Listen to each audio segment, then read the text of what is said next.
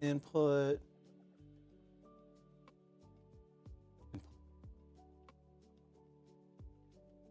There, is that working? Is that my white mic working now? Got it. Oh.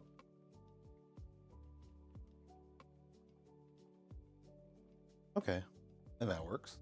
Damn, did that really? Okay. That ping everyone.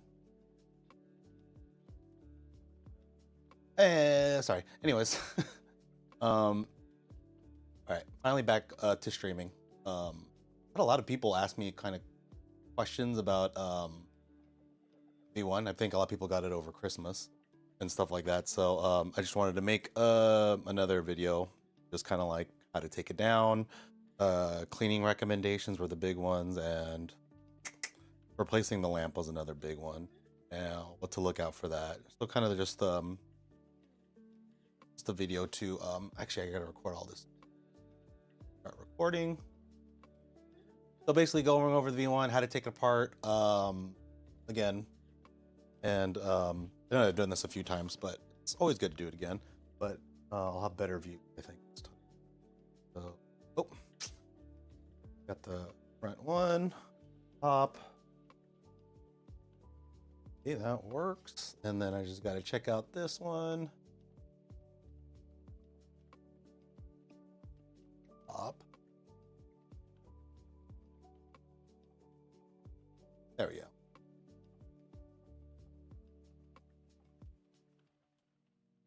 There. Better angles. What I'm doing.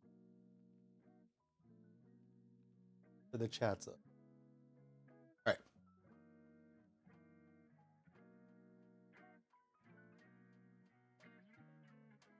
Okay. All right. So let's pull a unit out.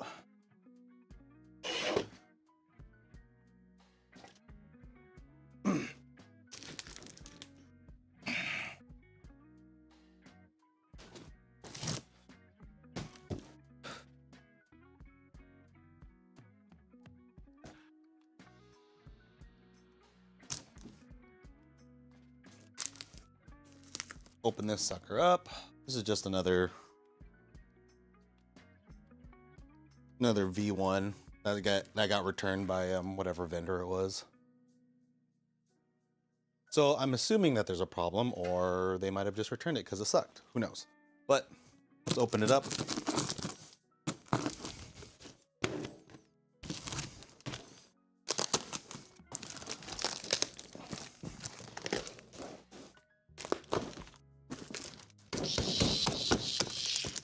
Should use a knife, but you know, can't find anything on my desk today. All right. Oh, we're gonna pop this open.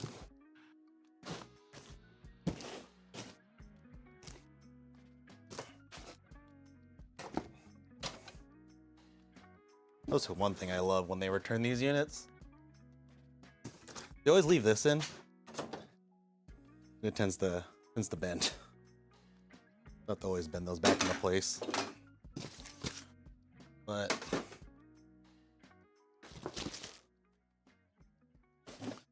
doesn't look like they use it that much, but there is a lot of chaff inside.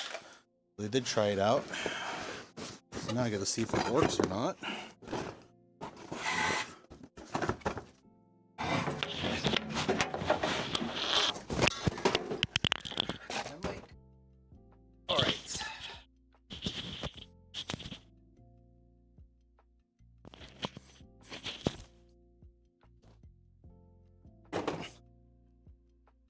Right, so I bring everything's in. Oh, damn! How'd they do that?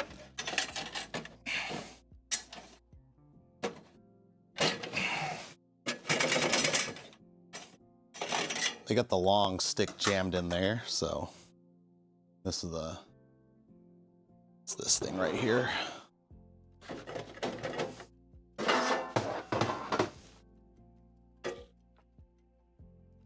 The fuck? Okay. There we go. So, Went for quite the ride. Anyways, I'm gonna do this nice and quick. So here's just the top view of it. Let's go to the front. So I'm gonna edit this. I'm gonna try to make videos this time, but if you want to remove the front panel to get inside and check out everything, you usually take off these 2 screws or 4 screws, but also should just check if it works, because sometimes these just work, or it's just the controller that breaks, or people just don't like the controller because the controller feels like unresponsive garbage. Sometimes. Some people like the controller too, which I always find interesting. I'm gonna plug this in. Power goes out. That means it tripped my circuit, which happens a lot. So I'm gonna turn this on.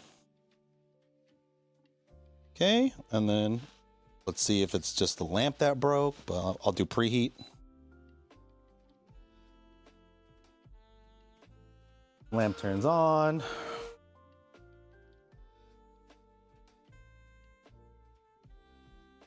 Then I check if it dims.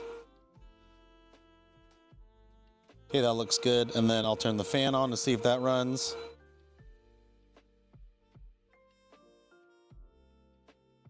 Yeah, they ran it a few. You could get a little bit of a snowballing over here.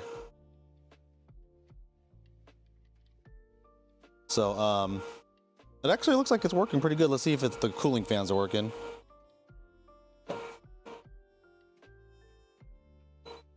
I'll turn it off. I'll turn it off. Oh. There you go. So just got to hold it a little bit harder. Turn that off. I'll turn it back on. Then I'll put cooling and see if it turns on the fans. Okay. So right there, and then I know that this unit's pretty good. No big issues with it. See if I can back this up a bit.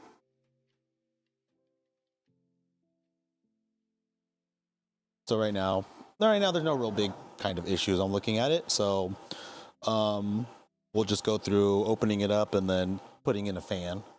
And I'll show you we'll just do like what I do for our maintenance as well.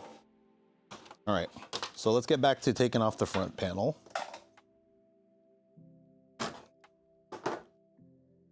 And if you have any questions, let me know. There's 2 chats, one on YouTube and one on Discord. No one's on Discord right now, so I don't think anyone's really on YouTube, but if you have any questions and I catch them, I'll do my best to answer them. YT chat. Nope. Nope. Okay, cool. Anyways, back to this. All right. So you want to open up the front panel. It's pretty simple. You have 4 screws in the front that are Phillips that you need to take out. So grab your Phillips and you could just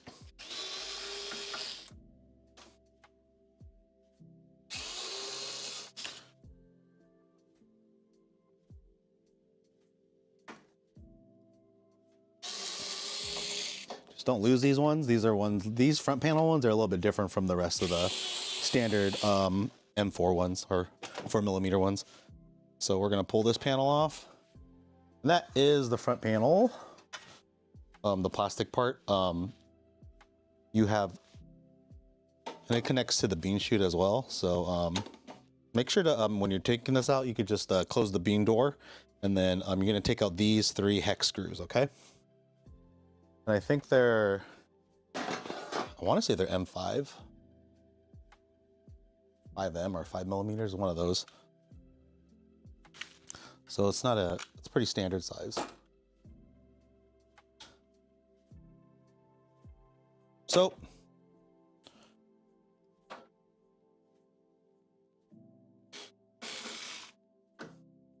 I'm gonna pop these off.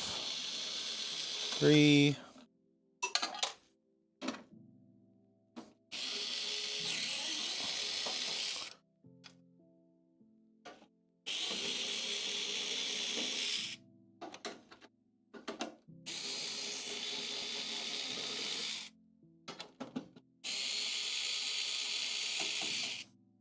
Good. You could pull them out and try to, you know, save them, put them somewhere nice and safe.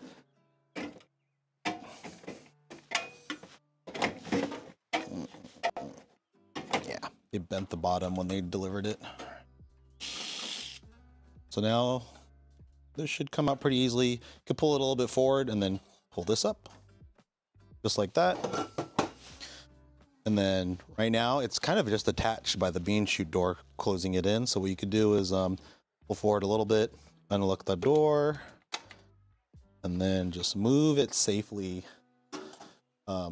forward. So that looks like kind of like this, because you want to watch out for these wires right there. You don't want to just pull them real fast and they scrape the sides because they're a little bit sharp on the exit. So I usually just pull them out nice and easily, as far as it can go, and then I'll just turn it this way as I lose all my screws.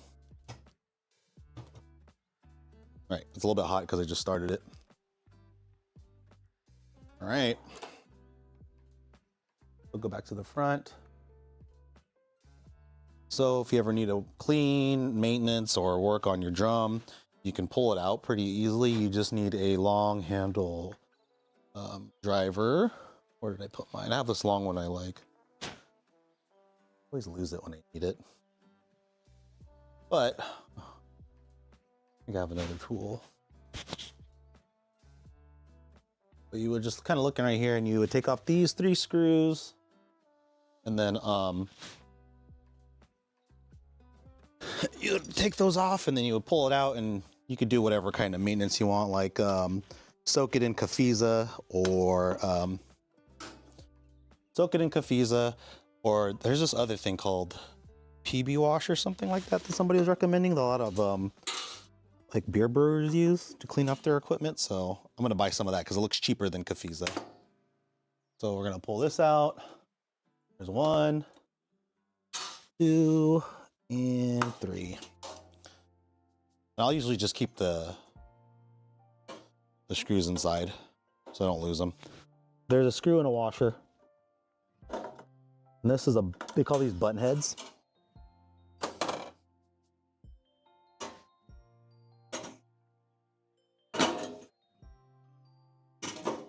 So if you do get kind of confused, I think these are 6mm button heads. So if you see big ones like these, you have button heads, and then you have socket heads. So a button head and then a socket head.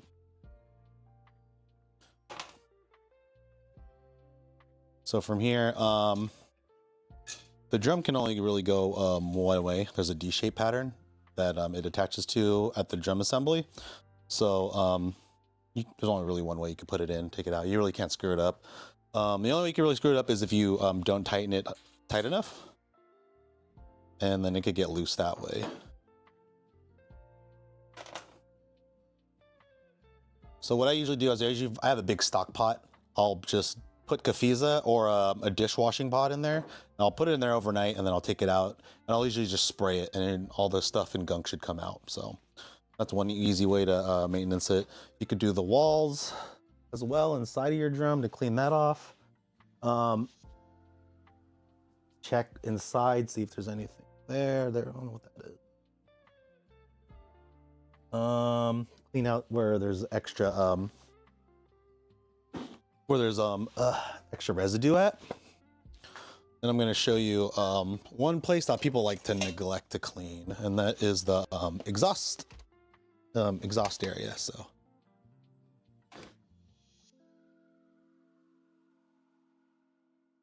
So let's check out the exhaust part. Camera real quick.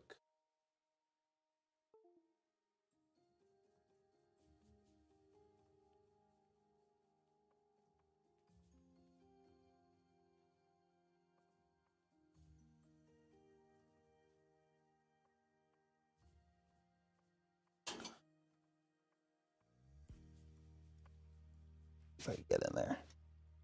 Okay, so this is that exhaust area that you should just take a little brush in. So This is, they haven't roasted that much and it's already a lot of buildup.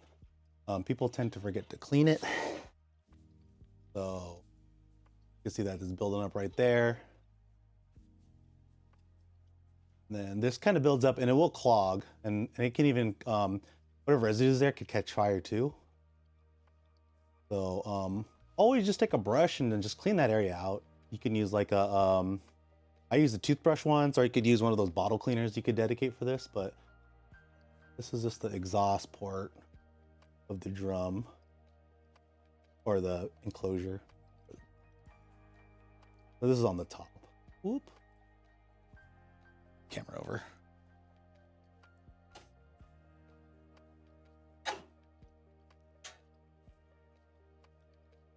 You can see how dirty it is back there. You can feel free to clean that if you really want to, but I definitely recommend at least once a month cleaning this other top part, and then right where this this exhaust vent or port this.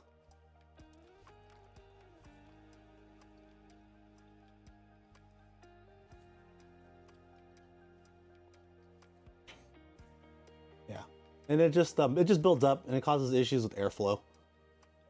So people will complain, my airflow is really shitty. It's probably because and you've been roasting for a few months. This is probably because this place has built up some stuff, some gunk. They need to clean that out. Close that.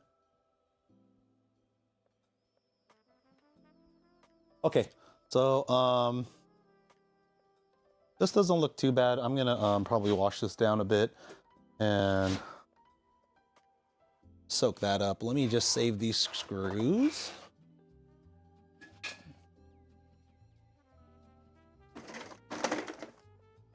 Put it in my fancy green box that my child lended me. So I'll put that in there. I'll save these screws up. Don't lose them.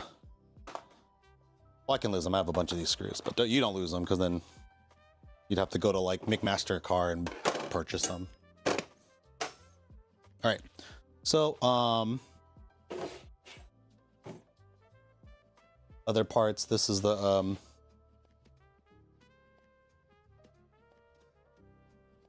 there's somebody just printed out or made a print of a funnel that goes like right here, and you could just empty it out like that of all your beans. I think it's fantastic. I'm gonna print one of those out later, and I don't know if anyone in California wants one. I could also print them out one as well, free of charge, because that's what the person who made the file says. He doesn't want anybody selling it, and I don't want to be selling people shit. So, but if you do want one, feel free to contact me, or anybody probably on the Discord could make you one. Cause I always spill when I'm done with the beans. I always fucking spill. It drives me crazy. Okay, so that's clear. That's emptied out. This one has a little bit of a, looks like it got jammed up during delivery. So I'm gonna close this back up.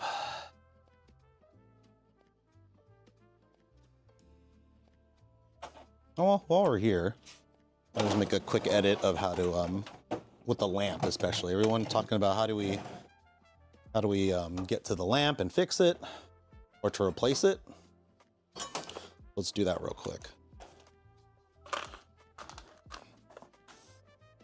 So the lamp, the quality of the lamps aren't that great. I'm not here to defend the vendor or the what are they called?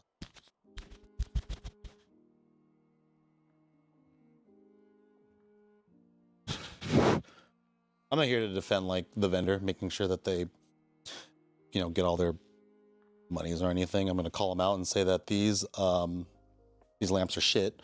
They should last a lot longer than a year. The Rubase has their lamps and they last for years, and then Kaleido has their lamps and they last for a couple of years. So there's no excuse. But anyways, you're gonna have to replace these sometimes between 6 months to a year. Depends on how much you roast and how much you leave it at 100% when you preheat. When you preheat with these, leaving at 100% really works on these lamps, and it really decreases the life over time. So if I let people who preheat using the controller at 100%, I usually find that they kill their lamps a lot faster than some other people who stick to like the 80% of preheating rule just to save their lamp. And I think I had someone roast up to like 100 and Something crazy, and 150 kilograms of beans in a year, something crazy like that. So if you follow those kind of things and you just have the luck of the draw when it comes to the QC of the lamp, then they can last you about a year or longer. But the harder you work them, the faster they'll die. Anyways, we're gonna pull this off. So when you're doing this, you got these 3 screws that you need to take off. So you got this one, and I believe that one. So I'm gonna take those 3 out. These are really soft, so I'm just gonna go ahead and I'm just gonna do it by hand. I'm not gonna forcefully do it. There's one.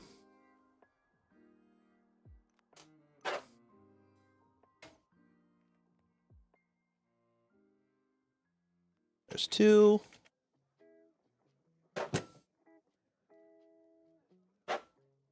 And there's 3.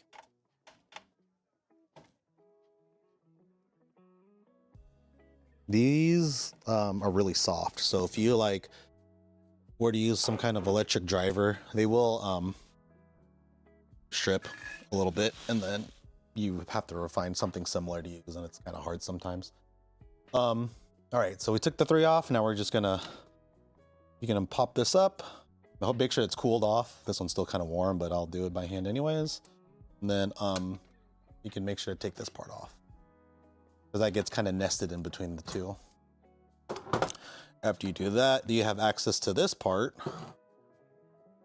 So it should look like something like this. If you want a little bit more assistance, although it's kind of a gamble sometimes, you could take this screw out to give you some relief from the wire. You just have to tuck those all the way back in, and sometimes that's a bitch. You could totally just remove it. I'm just going to keep those there, but I'll remove this screw because I'll fly around if I don't. And that's no good. Okay, so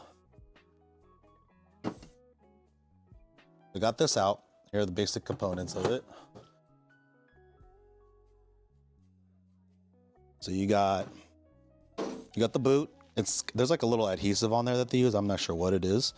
Then you got the thermostat, and then you have another kind of like a hidden thermal fuse in here. And then you'll have to pick it out from here. So what I'll do is you're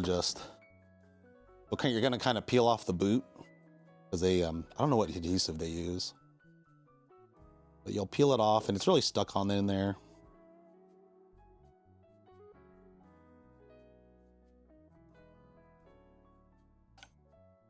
You don't need an adhesive to put it back on, because it gets stuck in the boot really just gets nested in there in between. So you'll pull this out. Good. And then, so you see that boot, it goes right in here. And then to take it out, grab some wires.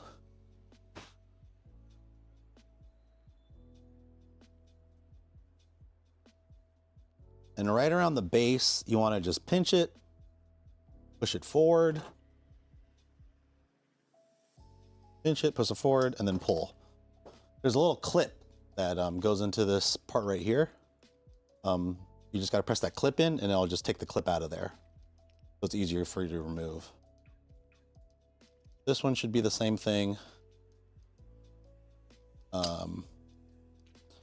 Sometimes you have to remove this holder and then push this thing back, but to expose pretty much the same mechanism as this, but I won't do it on this one. Then you would just pull it out. I guess I am gonna do it.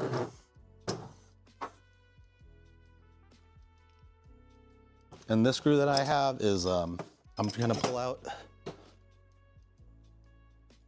just to get that relief on that wire is this one right here.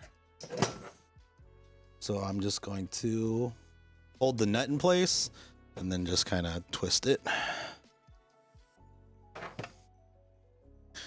Try to turn it that way, loosen it.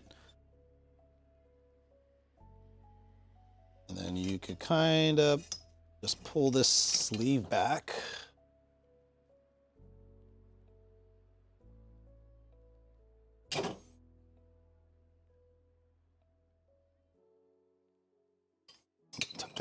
little bit.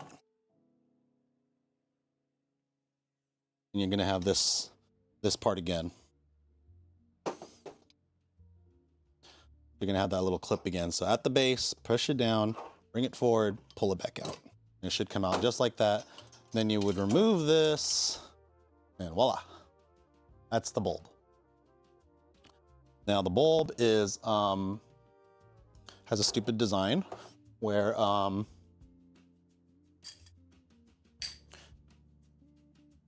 it has like a little slot. It doesn't really fit in there like tightly. It's kind of loose, so it kind of just jingles all over the place. But how you put it back in is you would just, you know, push it in through here, and then it should make its way all the way to the back, and you would line it up with the slot, and you push it in. And then when you know it's in right is because you'll have like this, and you'll twist it, and it won't move. Where if it's not in the right spot, and you think it is, like it's on top, they'll do one of these numbers where it'll keep twisting, where it should just stay steady if you put it right in the slot. So there should be that much play in it. Okay, so anyways, let's take that out. If you would like, you could use isopropyl alcohol, kind of give it a wash down. A lot of people are recommending doing that, because a lot of the issues are, yeah, the greases get on there. I don't know if you've ever replaced the halogen bulb. A lot of people telling me it's kind of like a halogen bulb where you don't clean it up a little bit. Those oils and everything could affect the bulb over time. So just another thing you can do. If you feel like if you're doing a really deep maintenance, you could do this as well. But I just are on the side of caution because these are made like glass. Like this part is, the ceramic is more fragile than the glass, and it sometimes breaks. Like this, all this red stuff is, I think it's this RTV, red silicone RTV, and then at certain temperatures, it just gets brittle. And that's really the only thing that's holding that ceramic part in. Sometimes you'll see it, depending on the, when they got their bulb, you'll see it with this other white material, and I think it works a little bit better. You could try your best to kind of clean it up as much as you can. Still fogs up a little bit, so you're never going to get it 100% like it used to be. But yeah, I just use like 99%, or actually this time I'm only using 70% isopropyl alcohol. You can use 90% if you want. All right, so let's put this back. So when putting it back, same deal.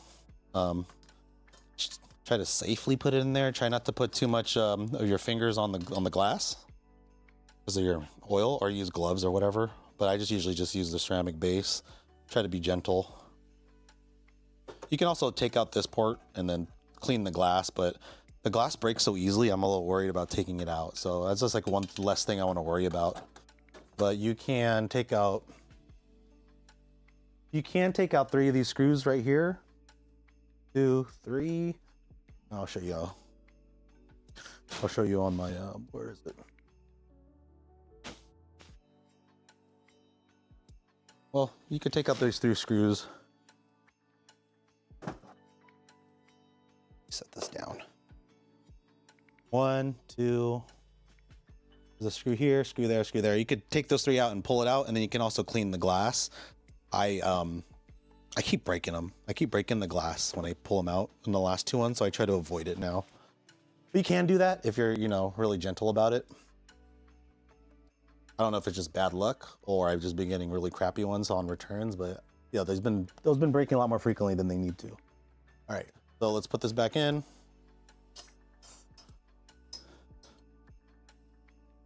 All right, so I put it back in, I'm twisting it, making sure it's staying, you know, in place.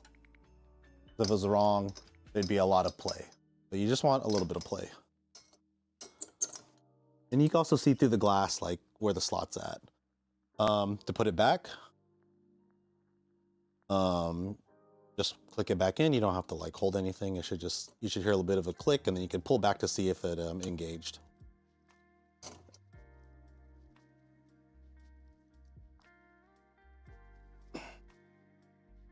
Okay. And this one, same deal. Good. and then try to get the sleeve over the connections.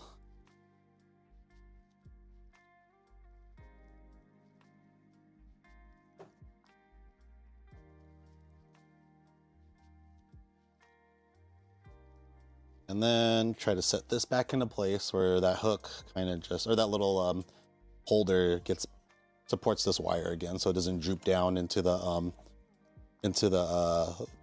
trier hole. Okay, like that. And then I'm gonna just screw this other backside in.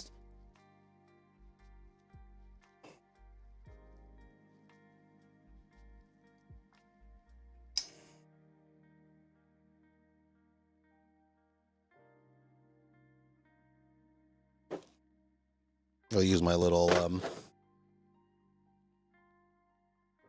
long nose to hold the nut in place.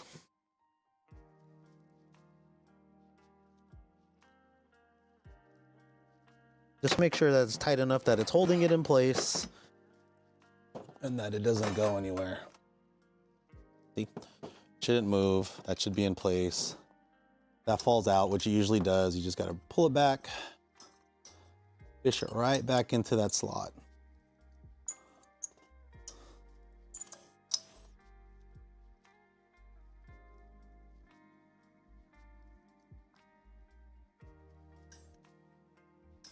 Easier said than done.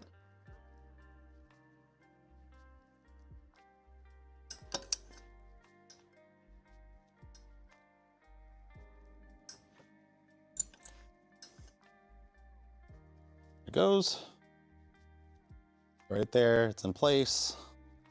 From here, you can actually put the boot on if you want.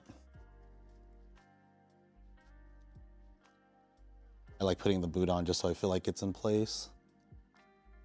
I'm not sure what adhesive they use, but I don't know. When all else fails, I usually just use red RTV. The one that I got from, like, I think it's called Volcano or something, because I use that for my grill. And that kind of just holds that in place. So remember that thing I told you about the wire, managing it. You got to put it back in that spot, and best time to do it is right now. Screw that back in.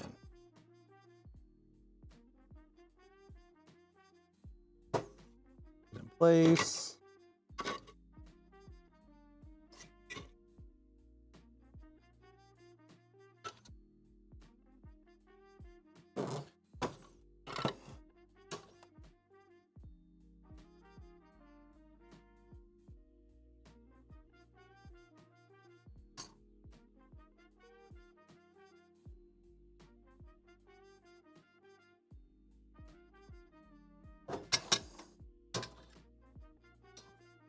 Okay, so get that screw again. I'll put this right here. Oops.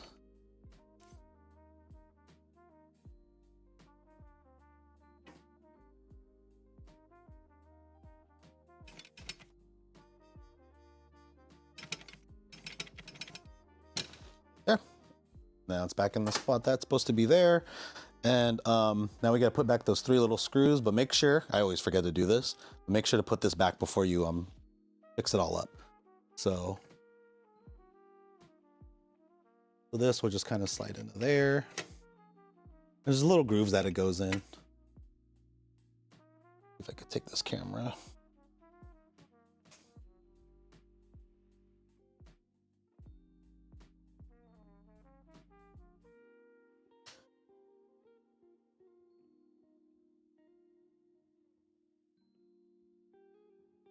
So you see there's a little groove in there where the metal part goes in. That's basically how you set it in place. And it's the same on the other side. Because then this middle part will just kind of overlap it. And then we'll kind of hold it in place just like that.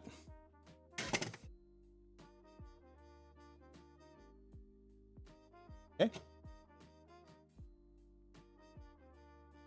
Back to the top view.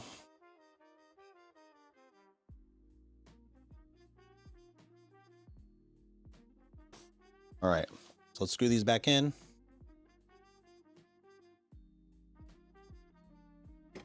Now, I said, very gently screw these in. It shouldn't have too much resistance.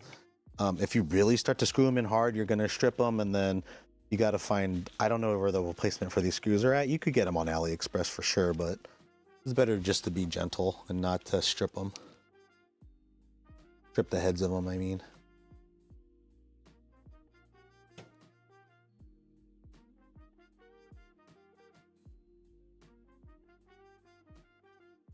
Good. And tight. It doesn't have to be anything crazy. You also don't want to like strip the threads in there too. So you don't want this to get loose at all. That's how you would replace that bulb.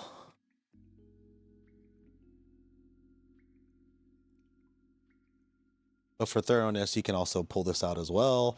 Oh yeah, one other thing is, before you put that back in, the whole panel and everything, you want to make sure that you look at here in the holes, and then you should, it might be hard to see, but you should be able to see that the bulb is within that slot. If it's on any other side, if it's not in the middle, if it's falls, what that does is it's gonna break the bulb. It's gonna get heat, it's gonna be cool heating, and then it's gonna be placed right on metal, and then after a while, it's just gonna break the bulb itself. Okay. So that thing, everything looks and set. You can give this a clean off too. I like to use simple green. People will argue that it's not safe to use for whatever reason, but obligatory story that the whole purpose of simple green was to clean roasting and coffee equipment with.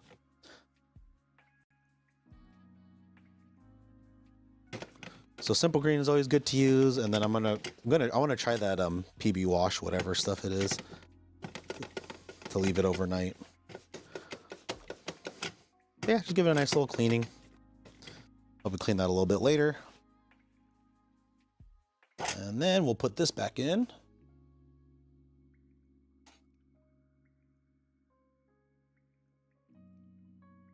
And I still got to soak the drum, so I'm not going to screw it back entirely, but I'll kind of show you what that kind of looks like. One little trick you could do is you can, once you put this back in, you can line it up and make sure that the door closes, and it'll pretty much hold it up as best as it can right there. All right. So for now, I'm just gonna put some of this stuff back so I don't lose it, like this. That slides right on there like that.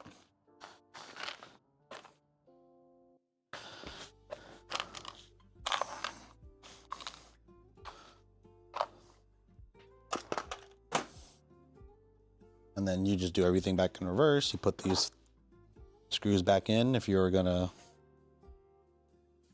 finish up.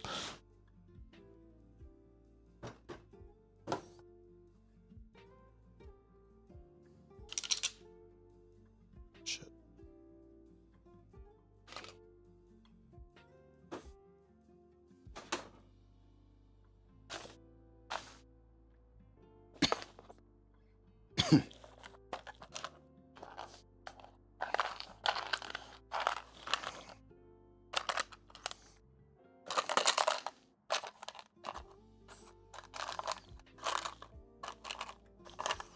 Oh gosh, come on, just give me the button head.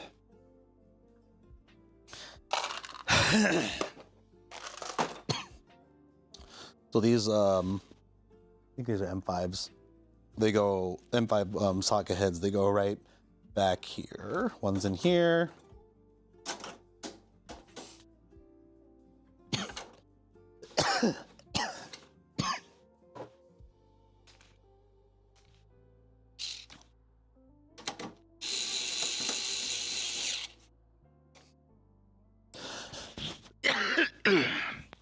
Sorry. Something in my throat. Oh. Okay.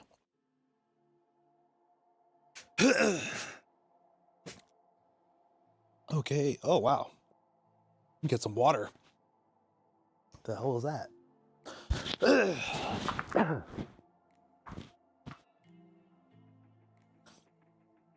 gonna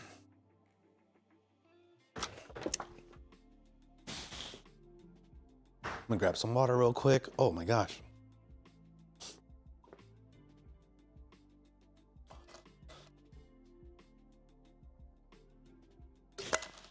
Okay, that's better. All right.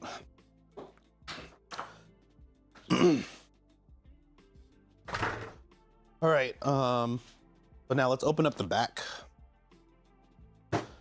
Because one thing about the V1s is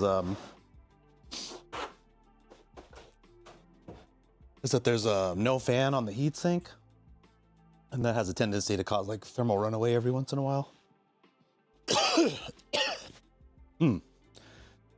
Ooh, what the hell was that? Okay. So we're gonna take off these screws.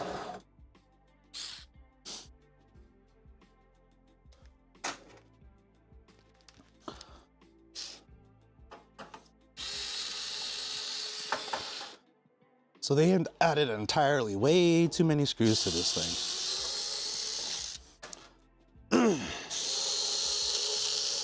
So move that out the way.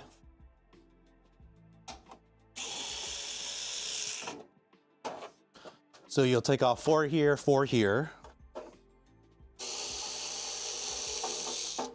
These are the ones you pretty much have to take off to get the back panel off.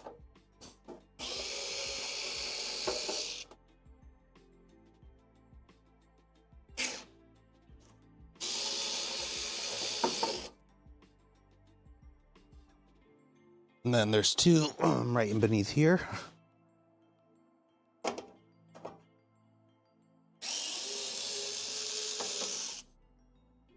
One more right here.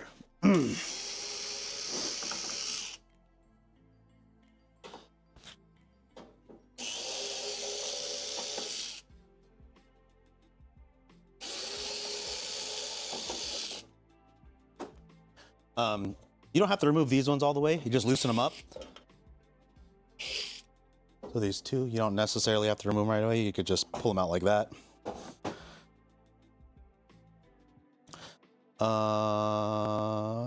Yeah. And then you'll pull these. This one has to come off. Oh, wait. Always forget. You need to make sure to pull this wire out if you're going to take the back out. So usually I'll hold it here and I'll just give a little friendly pop. That usually pulls this thing out. That just keeps the wire from scraping the sides. It's just like a plastic little piece.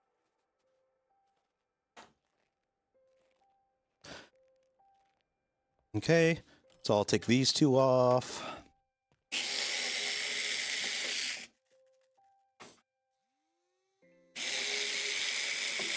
You could do the same thing where you loosen this side up again. Loosen up the left side. You don't have to take it all the way out. You just pull it out like that. Don't take these 2 screws out. Just take these 4. So let's take out the 2 bottom ones first.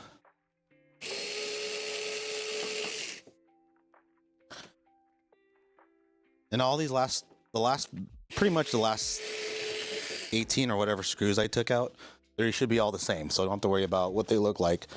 Now I'm going to approach the side where these 2 that you need to hook onto for the fan, they are different. They're a little bit longer. And they kind of look like this.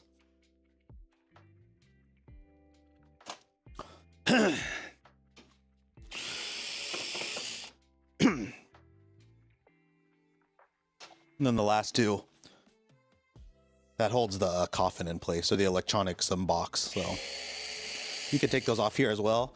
They're a lot different too because they're smaller and they're sharp. This has a sharp tip at the end. We'll pull that out.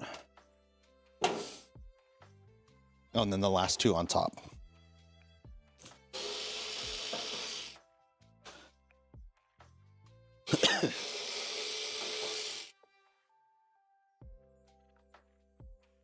We'll pull the back panel out.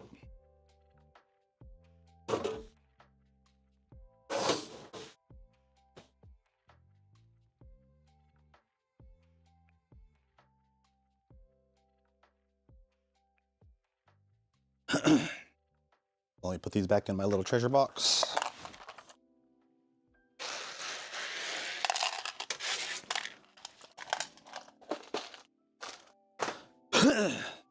All right, so I open this part up.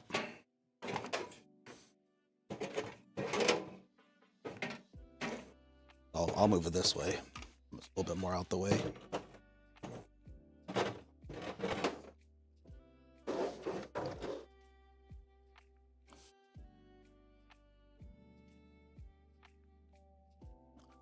So if you look at the top of this, you can see that oil did drip in, and that does happen. Condensation builds up. A lot of people thought it was places with high humidity. They only get the condensation inside that would drip down. But there's a person who had condensation as well of whatever these juices came from, probably from the exhaust cooling into the pipe and somehow forms some juices or whatever. I'll call them juices, but they're like just fluids. The issue is that this will drip down onto the electronic board and will cause a short.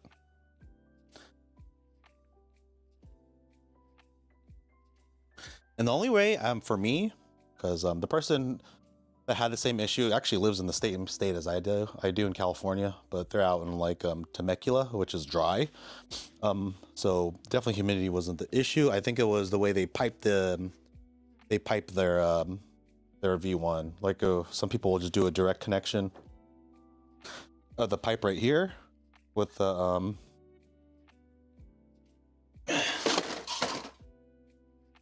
they'll do a direct connection like right here. Ooh. They'll tie it down, and I swear, when I see this and I see all the dripping occur, because it's really noticeable when I get them back on returns, that they've had the pipe set up like this. Somehow I think this must cause all the condensation issues, maybe because of the cold metal and the warm, and the moisture being released by the beans getting into here, then gets cooled off. I don't know what happens, but when I roast, I leave a hooded gap, kind of like this. So I have a hood on my end at one side, and I'll usually try to leave a little bit of a gap there. And so far, people who do it like under the kitchen hood is another way people get around it. And I've noticed all those people don't have the same amount of those condensate liquids and whatever happening. So I don't know, give it a try. You could try the hooded setup, or go back that filter on, but that filter thing sucks. I don't know why they keep selling that filter thing. When I mean the filter thing, I mean this thing.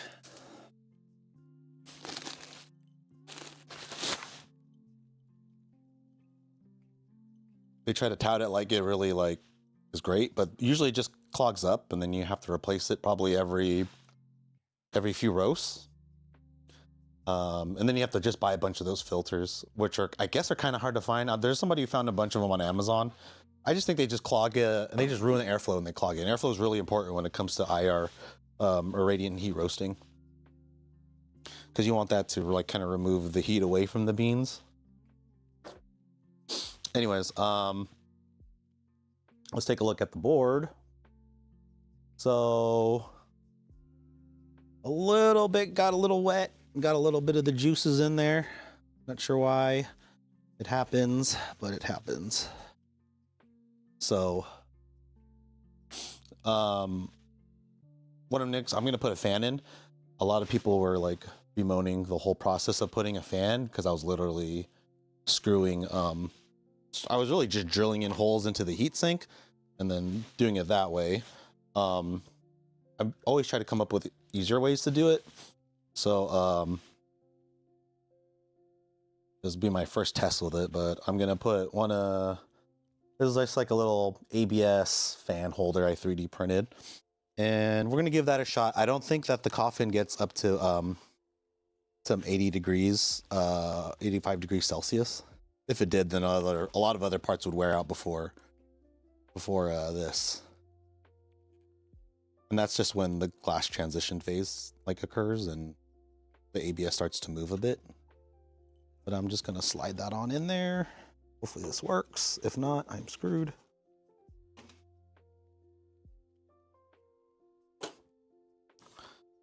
Only did a dry fit test on it, so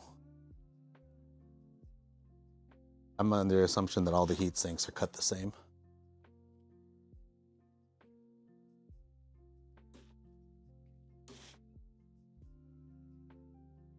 Pull this out a little bit more.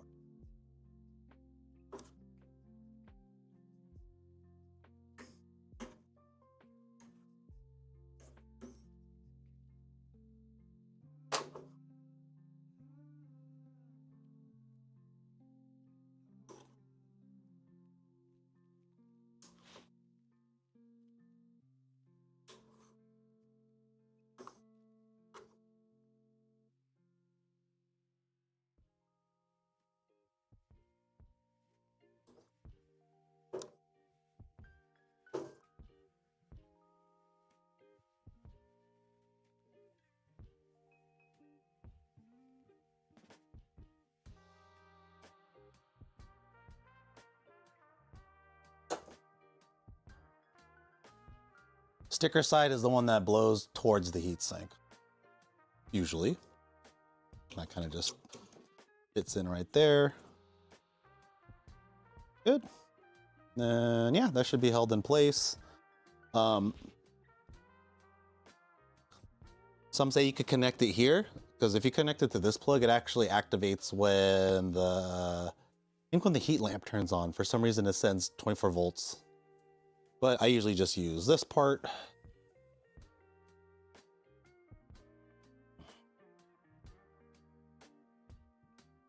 Oh yeah, and then you have to match the pin to do that on this one.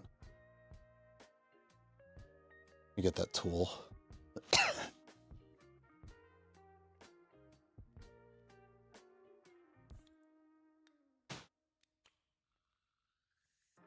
Some of the fans, they come in correctly wired, but this one doesn't. And I'm just basically removing the little connector in there and just swapping them.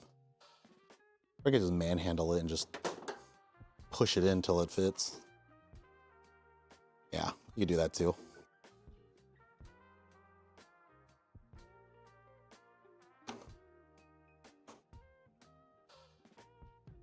So this one, I'm hoping I don't have to drill, but we're gonna find out.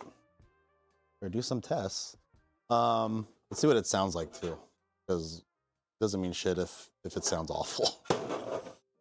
Like if the fan's just rubbing up against it. Let me put this back in.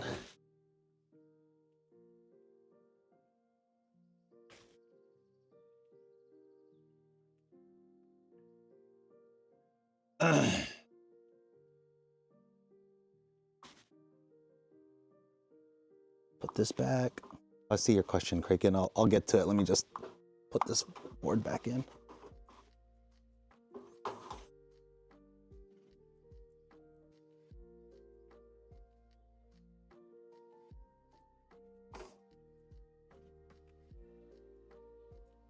Ooh, it fits.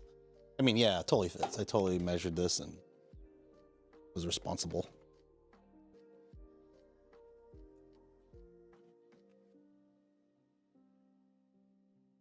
Cool, it's spinning. Yeah, it's spinning. That's the worst way to test it. Okay, so yeah, that was a 3010 fan I put in there. You get them on Amazon for like a few bucks a pop. Cool. So I did it in a way where I didn't have to drill holes into it. And just a cheap little 3D print that you could go to your library and ask if they could print it. Not in PLA, but ABS or PETG. And I would say ABS because I know at 85 degrees Celsius it should be safe up to there. Good. All right, so that fan is blowing. That's the biggest modification I like to do if I'm gonna like give these to someone, just to put that fan in. That's awesome because I didn't have to take it out. I didn't have to like remove any of the wires. So, oh, let's see. One of my fans has started making groaning noises on startup. It goes away after 30 seconds or so, but I want to replace it. How hard are they to source? I think this is the airflow fan. If zero out the fan's speed control, Artisan stops making noise. Also, have we figured out how to get the V2 110V yet? So does the exhaust turn on automatic? I think it does with the V2. So V2 is a little different. They have like little EVT codes that they use that that in terms of the certain event that happens. Yeah, yeah, Mark. I'm gonna post this up. I kind of want to make sure that sorry, Reagan.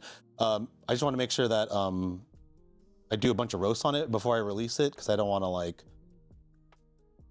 I basically don't want to, you know, destroy your V1 because I made a stupid part that didn't work correctly.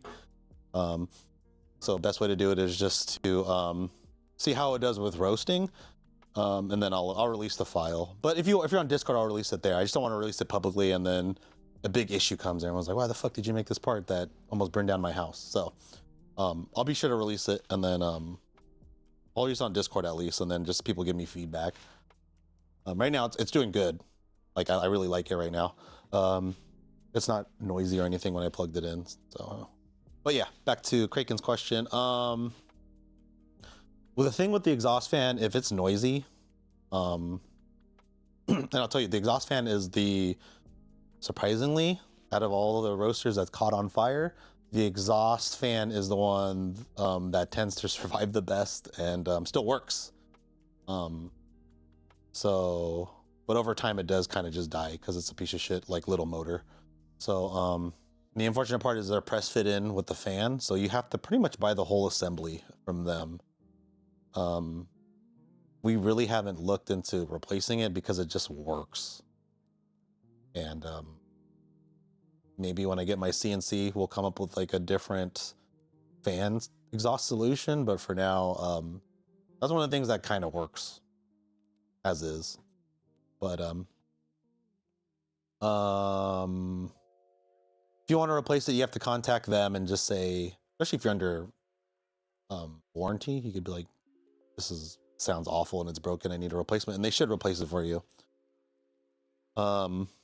If not, I think it's like $25 or something, but they have to give you the whole assembly. It's really, really hard to take that press fit fan off without proper equipment and without bending the shaft on the tiny motor. So it's almost kind of better just to order it from them and just give you the whole new assembly.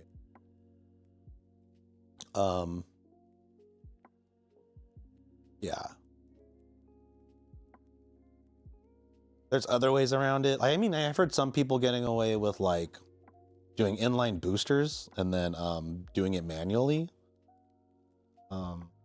But then you don't have like the control that you would have here, but you do get a lot more extraction, right? So there's ways you could do it where you could just remove the exhaust fan and hook up to a inline booster somehow if it comes down to it. But other than that, you're gonna have to order the part from iTop. Yeah, that's one of the controllable fans is on here, is the that airflow fan, the exhaust fan in the back. Yeah, if I could even show you this one. They had a little bit of a little rinky dink fire come up in. Probably freaked them out, but this thing is still running pretty strong. Sometimes the chaff billows up and then gets stuck here and then it causes a fire somehow. I'm not sure. There's a lot of chaff up here.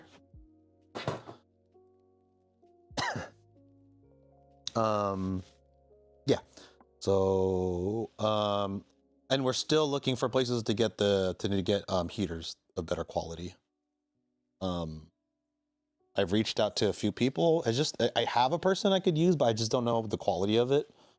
I'll show you. And I bought this like a year ago. And these were like $85 a pop. So here's like the one that they send us. Let's do this fan. So this is the one that they send us, and then this is the one I got from a third party. Same design, dimensions, and everything. The coils are a lot tighter and cleaner on this, where these are a little bit looser. They're not as tight in terms of the braiding of them, which I hear is an indicator of crappy quality. there's a sizable difference in how the connectors are held at the threads. And just a little bit more metal to them, and they look just a little bit cleaner. They use that white stuff, and let's look at a Kaleido.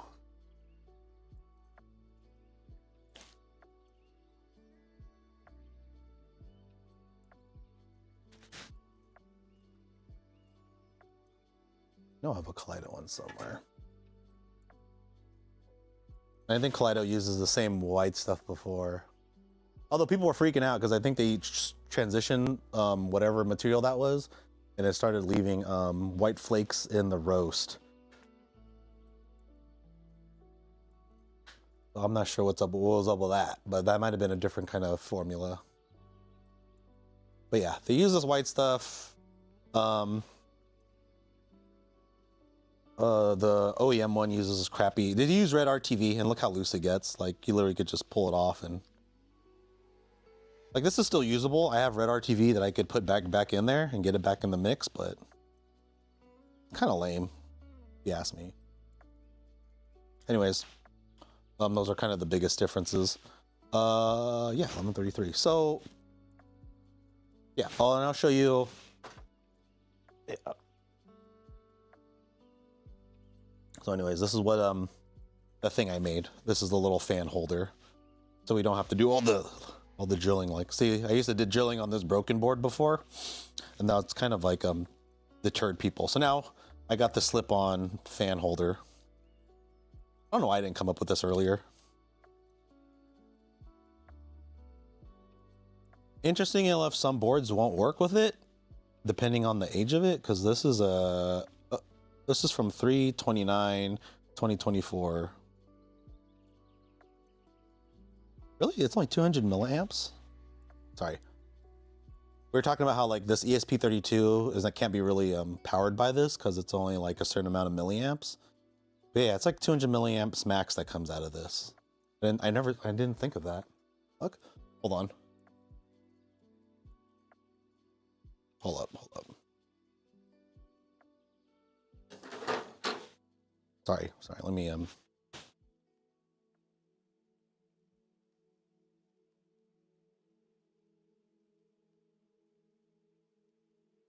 I gotta tag someone.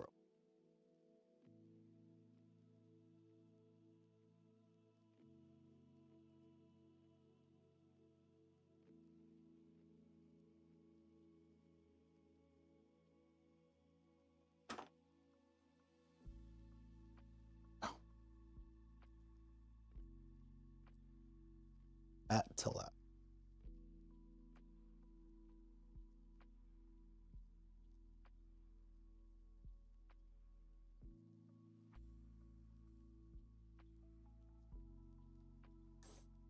Okay, so this is an older one, so I definitely have to make another one where I just do a cutout of cut it out at a certain portion of it. Because if I do this one, this is a newer one, and this kind of just slides on.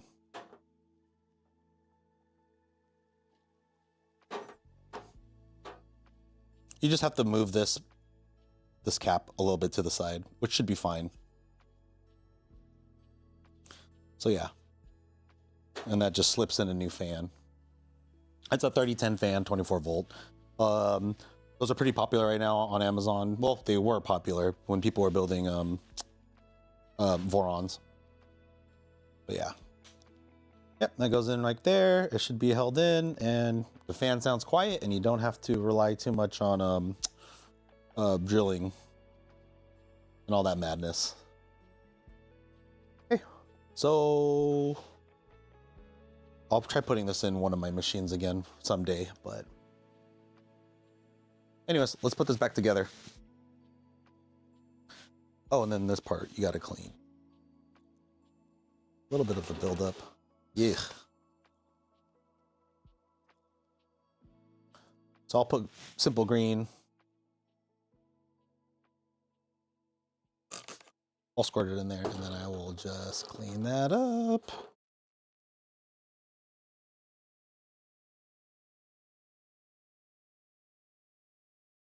Probably better to use one of those like Maybe bottle brushes or whatever.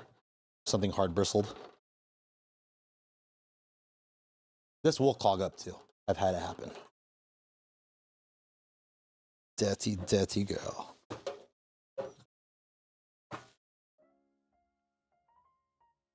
Oh, Kraken, if another thing is sometimes over cooling and heating that these this fan kind of gets a little loosey goosey. So what you can do is just kind of take it out. See how it kind of moves a little bit. Sometimes they get all wonky.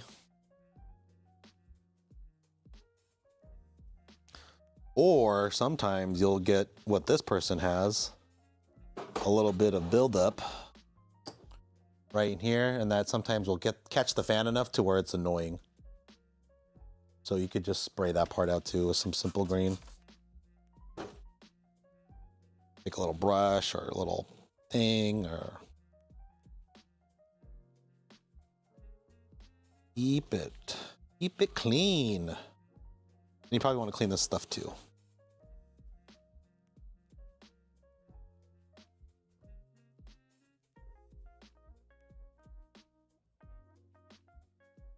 I've also been seeing a lot of the fluid now coming down and seeping in this way. Because it used to come from the side and go down the vents and then would go to the board. Now that the fluids are seeping downwards into these little gaps. So there's a few things I'm looking into, mainly like just like a small silicone gasket to put between. I just don't know how well those are rated, so I'm gonna go on AliExpress and buy some, and then maybe try to make a little silicone gasket that because you could get them in any diameter, and then just put that they're called flat gaskets, so I want to try a little bit of a flat gasket around there, or if I'm really desperate, maybe some RTV red, but that's a little bit extreme, and maybe just at the bottom. Because yeah, if I look at it here, like, yeah, look at that drip pattern. Drip, drip, drip. So just looking at that drip pattern, you could tell that it was building up condensation, dripping down from the bottom.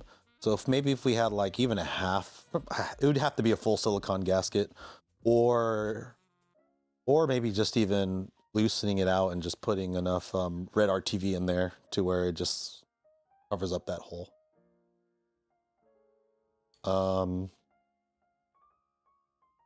a fan of like red RTV because it's well, I use it in grilling to put my gaskets on, and it's incidental food safe. But if you could just get like a little silicone gasket for cheap, that might work as well too. So I'll measure out the diameter and then see if I could buy it. And I'm gonna specifically with this unit, since I know it's dripping from right here, you can tell, look at that drip line, that it's let's see how well it could fix that issue. And I just like buying stuff from AliExpress. Also, if you're gonna abuse the fan, not abuse the fan, if you're gonna use the fan, I highly recommend getting a drill and just drilling out a hole in between where on this side where the heatsink is at, just so that you could draw air in on the fan from the outside. Because right now you're just cooling it with the air inside the back of the roaster, and it gets kind of warm in there. And that's just there to prevent it from going to like 85 degrees Celsius or above. You could keep that environment below 85 degrees Celsius with that ABS fan holder, then it shouldn't warp or anything like that. Or heat creep shouldn't happen. Better yet, you print it out in ASA, which is the better version of ABS because it prints easier, and I think it's a little more heat resistant and chemical resistant. All right, so let's clean that up. You still can see that drip line, but if you do like open up your back and you start to see that buildup of like fluid all over there, just open up the back portion of your panel and then just see where it's dripping down from. Is it dripping down the inside from here, or is it dripping down the outside from here going down in towards that way? There's a little different ways that the fluid goes in. Anyways, done talking about that. So let's put this back together, and I'm gonna do a couple back-to-back roasts with it sometime this week. And I'm just testing out just some basic stuff like, will this after what 6 back-to-back roasts, will this heatsink thing, heatsink holder, you know, stay its shape, or will it melt a little bit, and how dangerous can it be? Let's see how loose it gets. Do I have to reinforce it at certain spots? We'll see. How can I add some metal components to it to prevent it from sagging or anything? So I'm supposed to be getting I think I'm supposed to be getting a CNC machine either this month or next month, so we'll see how that goes. All right, so let's put this back together. Oh, all right, see, I think I said something else. Okay, I can check that. Is that the V1? I have a V2 if it's meaningfully different. Surprisingly, V1 and V2 in terms of like, some V1s have V2 back panels, and but basically from all this, from the front, from the sides to the internals, minus the board, they're pretty much exactly the same, and minus the probe that's in the back. The V2 is basically the same kind of setup, even the same fans, same PSU, same power supply. It's just different controller board, different kind of slightly different back panels, although they've been, and when I say different, I just mean they added the top USB cutout, and there's this new little fan setup that they put in the back. They even put a V shape in there to prevent drips from getting in, because they know that was an issue. But yeah, so those are mainly the bigger differences between the V1 and V2. And then the front panel for the V2, if you have the ugly, I call it ugly, I have it too, the ugly iTop one. It has a wider mouth for the beans to come out. And then I think a little bit, I think it's a square mirror, so it's a little bit bigger, so it's easier to see through. Where I think the V1s and the V2s that look like the V1s, the same kind of shape or form factor, they have the circle mirror that's a little bit smaller. But basically everything else is the same. If you take out the front panel of a iTop Roaster, it's going to look just exactly like it'll look kind of similar to a V1. Minus the larger bean shoot mount thing ever. But yeah, I'm gonna have to edit this video, so I'm not gonna screw everything back in. But yeah, that's basically how you do the drum change. I have to put that back in later after I soak it. How to remove the lamp. Put a new lamp in, things to look out for, cleaning and maintenance. So I don't think there's any official guide. There might be, but I just say at least opening up the drum once a month, because you can have something like, where's that roaster I had? I'll show you. This one. It's this one.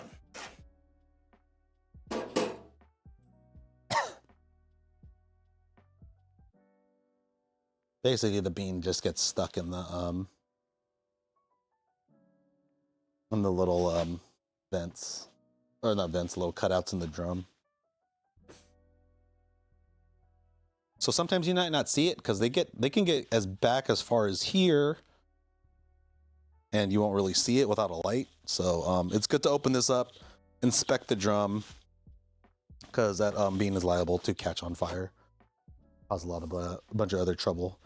And it does happen if you do a lot of pea berry, because of the weird shape of the bean. It's smaller, So they do tend to get stuck in the drum. And usually Sweet Maria gives you a warning, like don't use this on a B more because they'll fuck your shit up.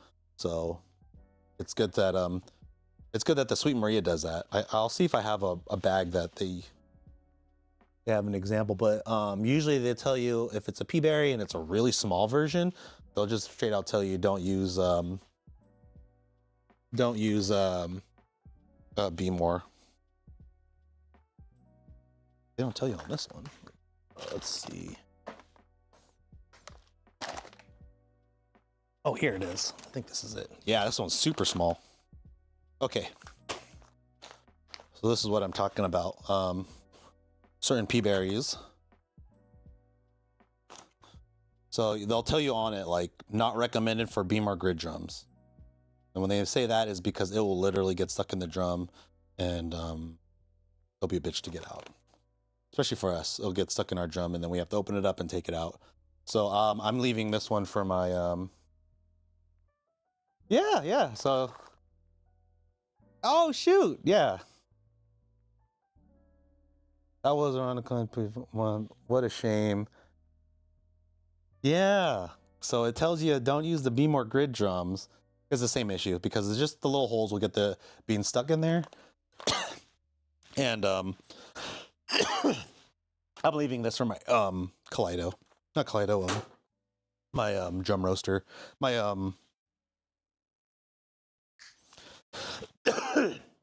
my Cafe Logic. Fuck, why is it?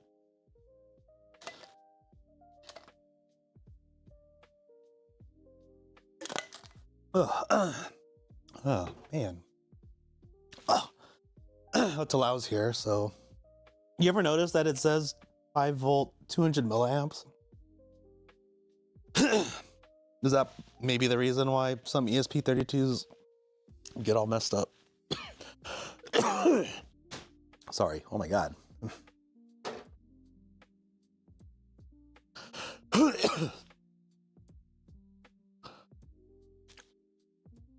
You know, we'll just talk briefly real quick, but I really like my Cafe Logic. Oh wow, okay.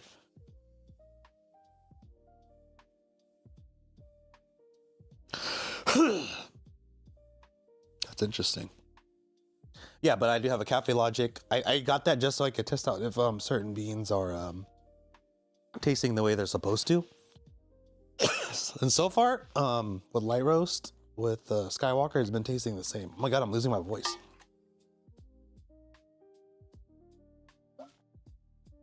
Oh, apologies.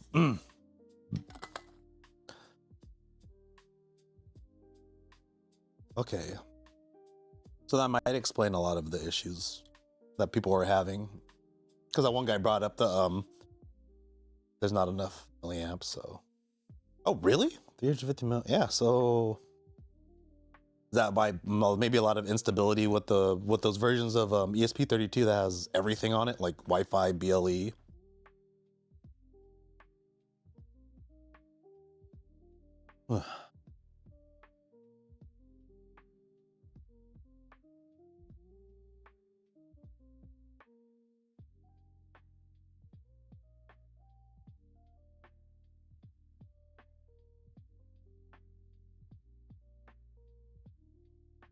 Okay, for Trident for sure. Okay. I'll probably have to recommend like a different power source just so that doesn't happen.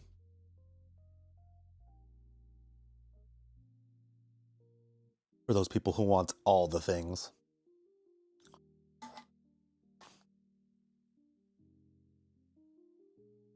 If I didn't have to set up my table, I was going to use Tell Fork today. I was hoping I'd get to use it today.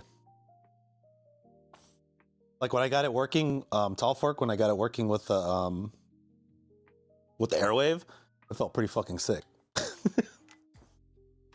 Controlling the airwave from it, I was like, oh, this is pretty cool. But I can't get it to work on Windows 10, so I'm upgrading this computer to Windows 11.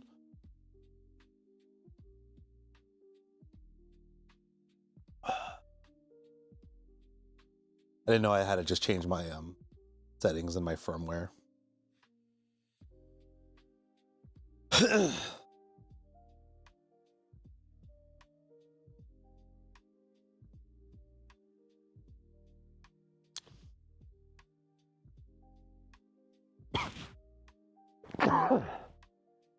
Sorry.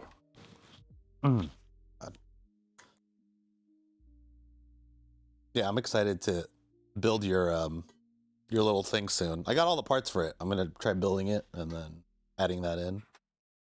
Looks pretty cool.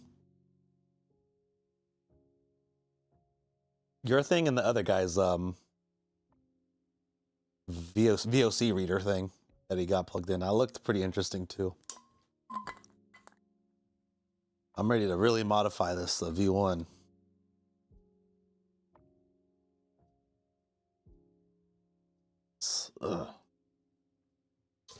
All right, that's it for today. I will edit those videos and see what I can do about.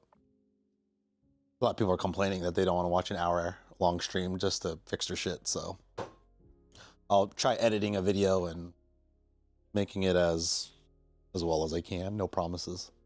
But anyways, questions, concerns, or if you want the file to that thing I made, I'll post it up tonight. With a little disclaimer that it might burn your house down because I don't know how well it's gonna work. So anyways, thanks for joining. If you have any more questions, I'm always on Discord, so feel free to join Discord. I don't know, whatever else these YouTubers say, whatever. Anyways, take care.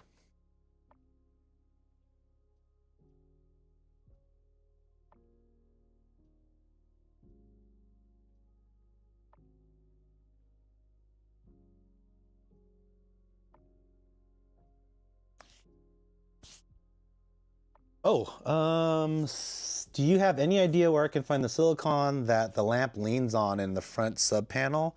Oh, the boot? If you want the boot, you have to order it from them, or you can make one out of Red RTV. Shoot. If you could find our Discord, I actually have a mold of where you can make it yourself. But it's on our Discord somewhere, so I'll send a link for in this video. I'll put a link for the Discord up there, and you'll find the file to where you can make your own. You really just need Red RTV and the 3D printed files that are made out of PLA and dishwashing soap, and you can make one that works pretty well until you could get it. All right, but anyways, see it. Thank you.